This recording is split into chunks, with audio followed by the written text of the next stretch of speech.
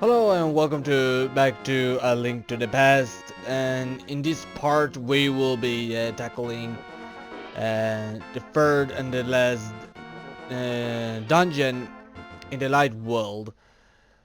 Um, like I mentioned in the last video, this dungeon here is not really too difficult, but it can be a little bit tricky, and some of the enemies are just flat out annoying.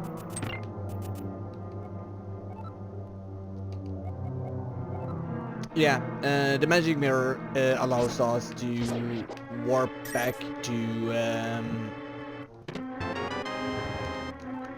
the entrance, which is very useful.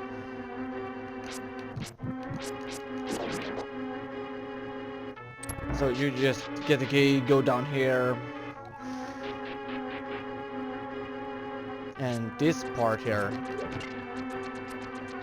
I don't really like you. I mean, here's the thing. There's another trick where you can do here, instead of doing it like I'm doing here. And that is basically, once you break that thing, you can basically put a bomb there, and then it will close these blue switches. And when that happens, what it's gonna be like is those what am I saying? Tiles.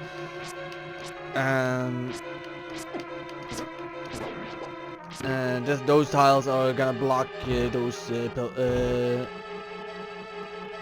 tiles from basically hit you. Oh.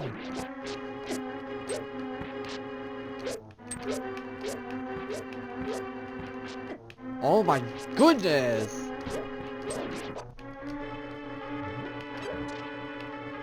So yeah, use the lantern here.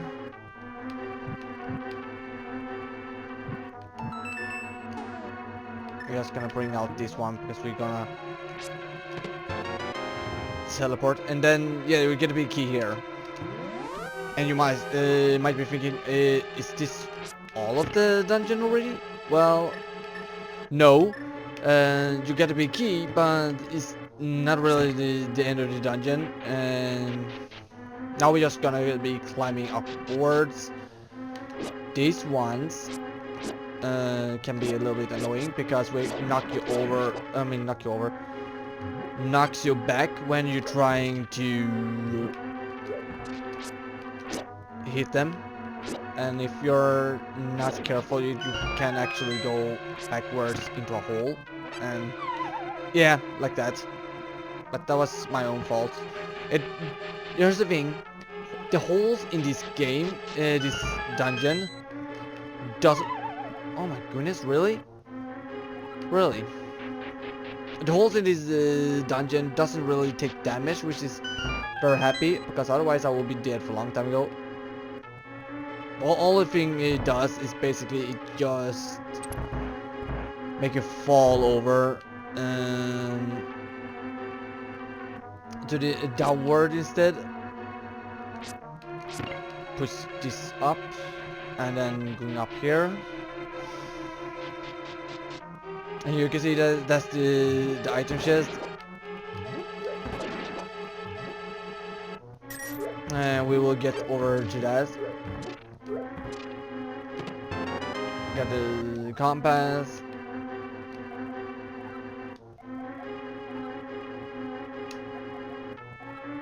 Yeah, the moon pearl. Ooh, how do I get over there? I will tell you how to get over there. Oh shit, man. The moon pearl, we need to pick it up. Because otherwise we will only be in our rabbit form, and that means we will not be able to use our sword, use our items or anything. We'll be just stuck. So we need that item. do it like that. And then we jump downward here. And then we get a moon pearl. And now we can be keeping our own original form. So we can travel around in the dark world without being in our Reddit form, because that will be actually, I gotta be honest, it will actually be pretty hilarious if that will be pretty hilarious to play the game as a rabbit and like you'll be able to have the sword and all that as a rabbit. That will be very nice and really cool. So here we go, and we're gonna go to this boss, which I will personally award as the most annoying boss in the whole game, if not the most annoying boss in the whole series. There are some other enemies as bosses as well I will classify as annoying, but this one, it doesn't really do any damage or anything like that. All it really does is just to annoy you and wanna push you backwards. And once you do fall off,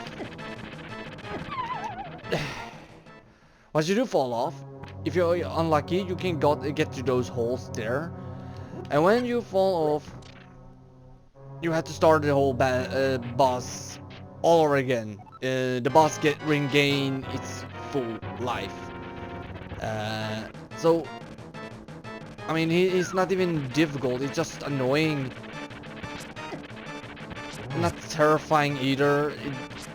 I mean, if he done... I will understand if he actually did something. Like, a serious a lot of damage or so, but that's not the case. It just knocks you over. And once you go faster, all it takes thereafter is just one hit. See, now he's done.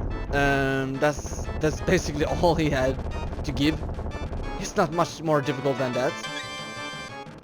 And that is the last dungeon of the light world. And like I said, it's not difficult at all. It can be a little tricky, can be a little frustrating when you keep falling down like you do.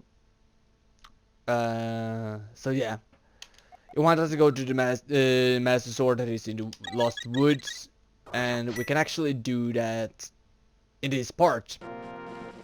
But I will be like doing this. Go out like this.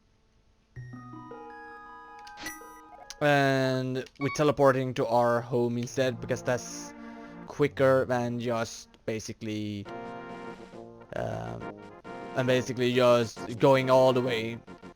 Or maybe it isn't. It may be that it might be easier actually to just walk downward, but well, never mind. I'd rather do it like that, telewarp myself, so I can just walk upward instead.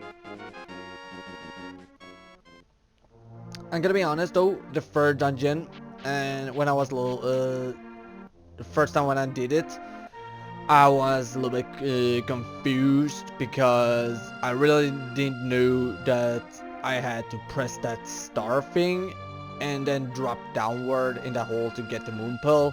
So I was literally actually stuck there until I find out that I had to do it in the first times when I did a dungeon. So I guess if you didn't know about it, then you will have a difficult time to do the dungeon. Anyway, this is the Lost Wood, and here we will get another heart piece. There we go. And then we jump downward here.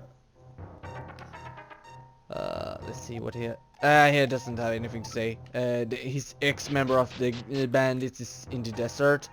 We will actually go to him later on because he has an item that we can give, that we will get from him. And here's another item we're gonna give. The magic mushroom. The magic mushroom we will get to the old witch in the woods, and she will, in her return, give us a magic powder.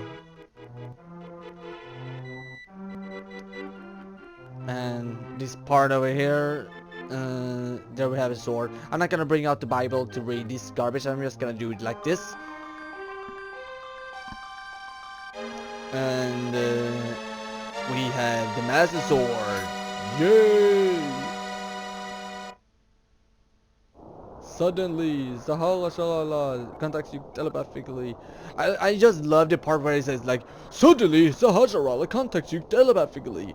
Like you needed some fucking reason just to be dealing some advice to the player. Well, I mean, I don't really know what's so extraordinary about the Master Sword because all it does is doing a little bit more damage.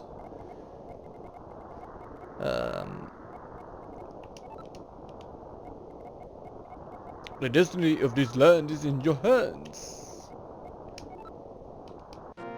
And if you didn't know what to do, or didn't get the motivation or a clear explanation of what you do and you need a reminder, then you will get it instantly right here.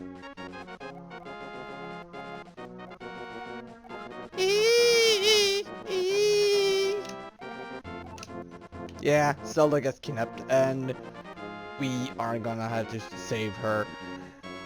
I'm gonna pause here because that's another part we're doing, and here's the thing, before we actually going to save Zelda, we're gonna do some side quest. We will get a magic spell back in the mountains that I showed you in part 4, I think. And also we will be getting giving the magic mushroom to the witch so we can get the magic powder. And I think we can actually get another heart piece, but we will be looking into this and before we save Zelda. So thank you very much for watching, and I see you in the next part instead.